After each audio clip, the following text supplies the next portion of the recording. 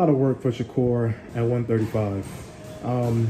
Who do you think is gonna? Well, Gervonta, obviously, but is Gervonta the only guy that you think is gonna give him? We just like, I'm not sure. Do you think it could also be a guy like Andy Cruz, a guy like Abdullah Mason? Keyshawn's never gonna fight him, and Keyshawn's fighting at 140 anyways. But I guess just those two guys, or maybe like a few others like Raymond Moritalia. Is there anybody else other than Gervonta, or do you think no, it's just Gervonta where it's going to be a 50-50 fight? Well, Gervonta is the cream of the crop.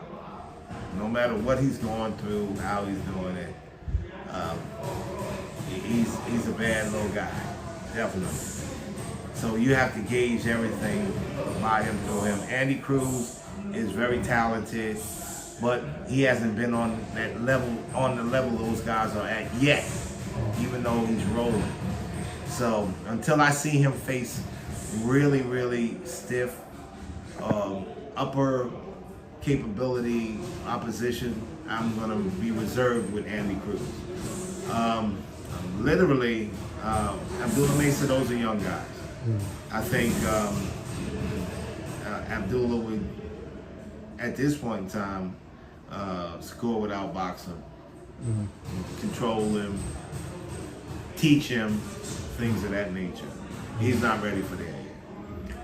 Are you favoring Gervonta over Shakur though, or is Shakur just he's almost untouchable at 135? Well, no, we see he's not untouchable because he got touched on Saturday. True.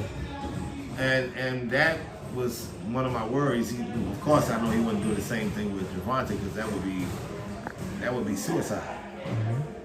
He got hit in a fight, took him well, but Zepeda's not a hellacious puncher, not a big puncher. You can't take shots like that and expect to survive against somebody like Tank Davis. It wouldn't happen. So he'd have to change his game planning, maybe get back to being a pure boxer.